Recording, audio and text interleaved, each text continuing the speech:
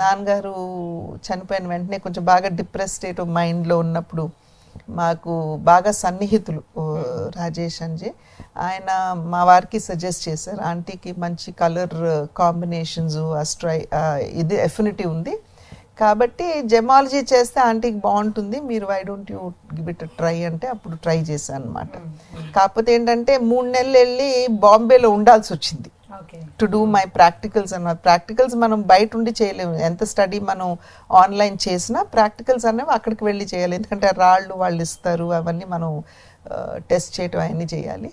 ఆ సందర్భంలో అది ఎంత కష్టమో మహిళకి, అంటే ఇల్లు వదిలేసి పిల్లల్ని వదిలేసి 3 నెలలు వెళ్ళి తెలియని చోట ఉండటం అనేది ఎంత కష్టమో అర్థమైంది. నేను ఒక్కదాన్నే ఉన్నాను, హోటల్లో ఉన్నాను. సో అప్పుడు నేను హైదరాబాద్కి వచ్చిన తర్వాత Hyderabad institute of gem and jewellery అని మేము స్టార్ట్ చేయడం జరిగింది అనమాట. So it is still there. నేను ఇంకా I'm not actively involved, but ఎందుకంటే నేను మళ్ళీ ఇటు పబ్లిక్ లైఫ్లో నేను మళ్ళీ బిజీ అయిపోయాను కదా, సో నాకు I'm not able to give that time also. But Rajesh Jain అని ఒక ఆయన, మోహిత్ అని ఇంకొకరు, వారిద్దరూ కూడా ఇన్స్టిట్యూట్ చూసుకుంటారు.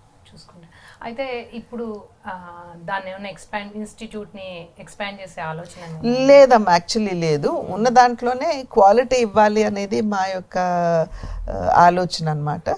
సో ఎక్స్పాన్షన్ అనేది ఎప్పుడు ఆలోచించలేదు. ఉన్నంత వరకు కూడా లిమిటెడ్ స్టూడెంట్స్ తోటి మేము క్వాలిటీ ఇచ్చే విధంగా, అంటే ఎక్కడ కూడా కాంప్రమైజ్ కాకుండా నిజంగా ఇన్స్టిట్యూట్ నుండి బయటకు వెళ్ళేటువంటి వారు నిజమైనటువంటి వర్దీ జెమాలజిస్ట్గా వాళ్ళు ఉత్తీర్ణులు కావాలి అనేటువంటి ఆలోచనతో ఎక్స్పాన్షన్ వైపు ఎప్పుడు కూడా దృష్టి పెట్టలేదు. మేము ఉన్నంతలో ఇప్పటి వరకు కూడా వన్ ఆఫ్ ద బెస్ట్ ఇన్స్టిట్యూట్స్గా మాకు హైదరాబాద్లో పేరుంది. ఈ ఇన్స్టిట్యూట్కి ఎలాంటి రికగ్నిషన్ ఉందండి?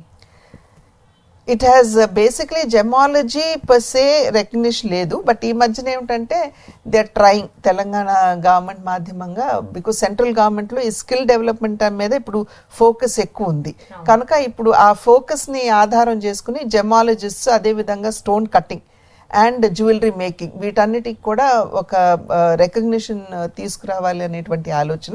అది గవర్నమెంట్తో టైఅప్ అయితే వాళ్ళ మాధ్యమంగా మేము, అంటే వారు మా మాధ్యమంగా ట్రైనింగ్ ఇచ్చి గవర్నమెంట్ సర్టిఫికెట్స్ వాళ్ళకి ఇవ్వడం జరుగుతుంది. యాక్చువల్గా చాలా మంది లేడీస్కి ట్రైనింగ్ అవసరం, ఎందుకంటే లేడీస్ గోల్డ్ షాపుల్లో ఎక్కువగా మోసపోయేది ఈ రాళ్ళు రత్నాలు విషయంలోనే కాబట్టి.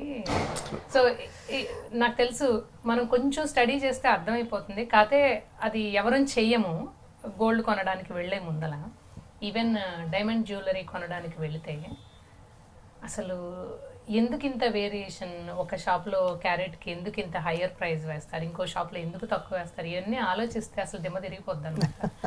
మీకు కూడా అలాగే అనిపిస్తుందా వెళ్ళినప్పుడు? అంటే మాకు తెలుసు కాబట్టి అమ్మా, సో యూజువలీ నేను ఏమన్నా పిల్లలకి ఏమన్నా ఛాన్సాలన్నా ఏమన్నా అన్నా కూడా నేను డిజైన్స్ ఇస్తాను, I give my designs. At the same time నాకు, అంటే నేను ఇందాక నంజున్ రాజేష్ జైన్ గారు ఉన్నారు, సుధా అని ఇంకొక అమ్మాయి ఉన్నారు, Sudha was my student also.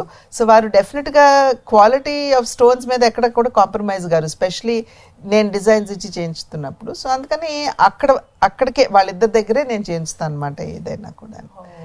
So that I know my quality is assured అనేది నాకు తెలుసు.